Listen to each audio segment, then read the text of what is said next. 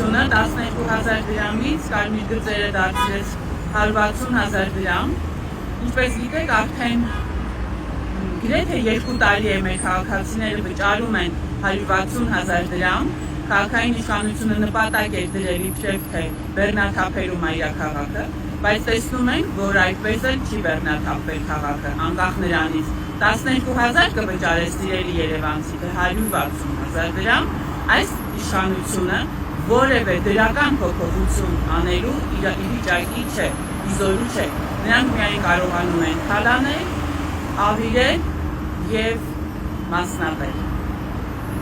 Եկել է սրանց փոխելու ժամանակը, միացիր, որ փոխենք։